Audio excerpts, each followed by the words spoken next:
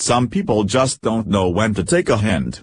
Wikileaks founder Julian Assange made headlines this week when put out a tweet saying that he believes crooked Hillary Clinton is getting ready for a third presidential run after her failed campaigns in 2008 and 2016 left her out in the cold.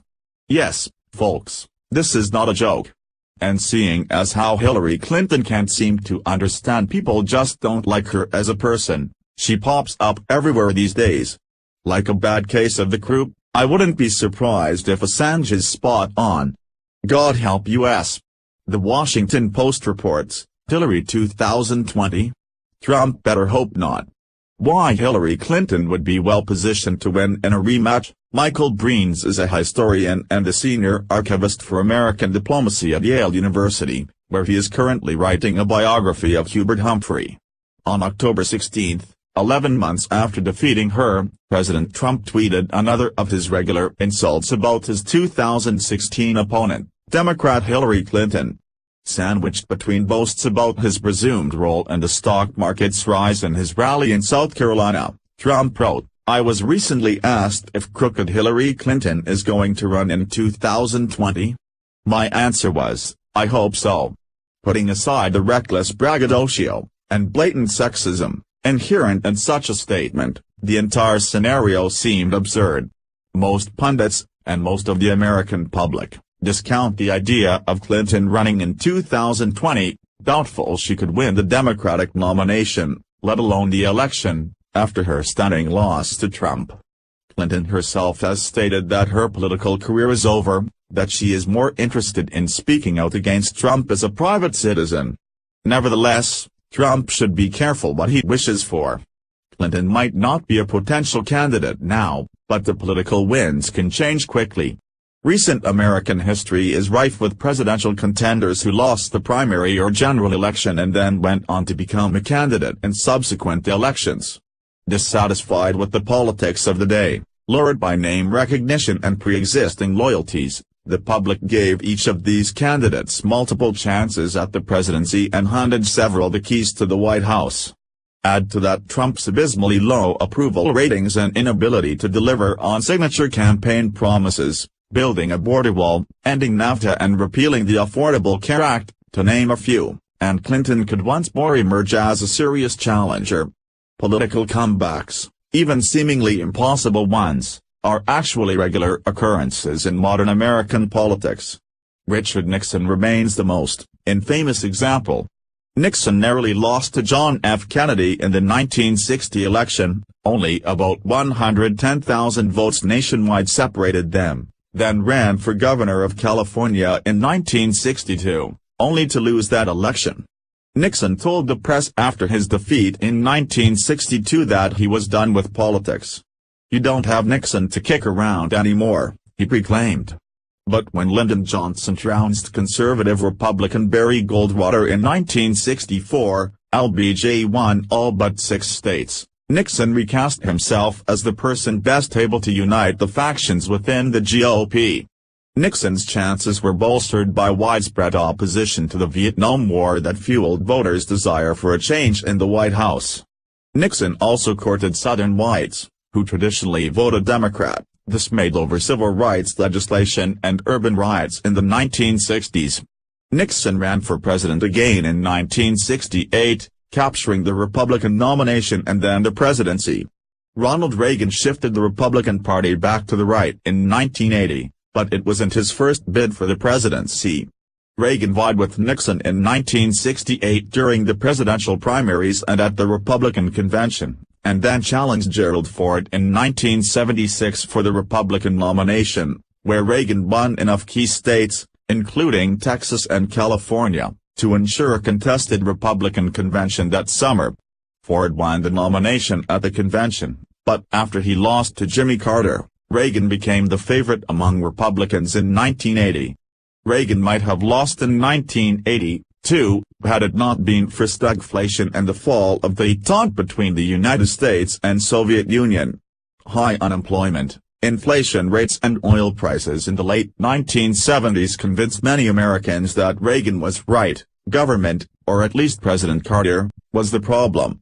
The Democrats have also had their own share of political rebirth since the 1950s, although their experiences may serve more as a caution to Clinton than an inspiration. Adlai Stevenson was nominated for president twice, and almost a third time. His first chance for the presidency came in 1952 where he lost to Dwight Eisenhower, badly. Stevenson won only 89 electoral votes. His humiliating defeat did not deter Democrats from nominating him again in 1956, but the Korean War was over, the economy was booming and Republicans claimed responsibility for both. The result was Stevenson achieving an even more abysmal showing than he had in 1952, winning only 73 electoral votes. After his second loss to Eisenhower, Stevenson, like Clinton, announced publicly he would not run in 1960. His decision did not stop his closest supporters, including Eleanor Roosevelt, from creating a draft Stevenson movement at the 1960 Democratic Convention. Many Democrats still believed Stevenson was the sole progressive who appealed to both the left and right wings of the party, to the radicals on workers' rights and civil rights, as well as to Southern Democrats. Stevenson changed his mind, but it was too late. John Kennedy was already the clear favorite among Democratic delegates. Another Democratic candidate in 1960, Minnesota Senator Hubert Humphrey, was considered by members of his party to be too liberal for the presidency. Humphrey lost to the more moderate Kennedy in the 1960 primary, where he was outmatched by Kennedy's money and political swagger. However, by 1968, now Vice President Humphrey was the nominee. Humphrey lost in 1968 for the same reason Nixon won, Vietnam. Voters viewed Humphrey as a patsy of Johnson and the war he, and Democrats, made. Humphrey went from the leading liberal to the liberals' worst problem in 8 short years. Humphrey ran again in 1972, but the 1968 election, and the chaos at the Democratic Convention in Chicago that year, cast a pall over his liberal legacy, and the more left-wing George McGovern received the nomination. These are just a few examples from post-war American history. If Americans, including Trump, look back further, they would find William Jennings Bryan, who was nominated 3 times for the Democratic ticket, 1896, 1900 and 1908, or Democrat Al Smith, who lost the nomination in 1924 but won it in 1928, and overcame white nationalist, anti-Catholic sentiments in the process. Not to mention Republican Theodore Roosevelt, who ran on the Progressive Party ticket in 1912 after leaving politics in 1909. Clinton could easily be counted among this distinguished group. In fact, she already is, having lost the Democratic nomination in 2008. Clinton still retains significant support within her party, and Democrats currently have no clear front-runner to replace her.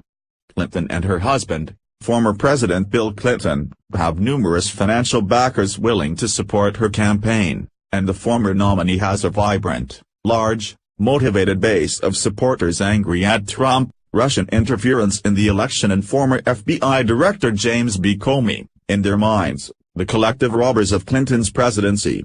Moreover, as Trump hates to be reminded, Clinton won the popular vote. While Trump welcomes a Clinton challenge in 2020, he may find himself regretting it if voters come to believe they made a mistake and look to Clinton to rectify the wrong. Like Nixon and Reagan, Clinton can win the presidency in 2020 thanks to a combination of demographic and electoral shifts among voters and uncertainty about their futures. If Trump pulls Americans into a new economic recession or an unpopular war or fails to follow through on his rhetoric, which looks likely, Hillary Clinton's time out of office might prove temporary. It would not be the first time in American history. Are you freaking kidding me? Is the Washington Compost consulting the same polls WHO 2 days before the 2016 election had crooked Hillary leading by over 10 percentage points? We all know the Democrat Party has no one, they are in fact a dying party. The only person who stands a chance to win in that party is the crazy dinosaur socialist Bernie Sanders who hasn't bathed since the late 70s. And even that would be a tough race because of the fact that most moderate Democrats, the ones that are left at least, would never vote for a self-proclaimed socialist who has never worked on an honest day in his life. The Democrats might very well have to run Hillary, and if they do it will be fun watching her lose again. After she does, maybe she can write a new book titled, What Happened? Part 2. This woman really needs to get some help ASAP. She can't seem to grasp the fact that she just doesn't matter anymore, but sadly for some unknown reason, many people love her husband, former President Bill sexual predator Clinton. One credit you do have to give her though. Like President Trump said during their final debate, she is persistent. Please share if you want Hillary Clinton to run in 2020.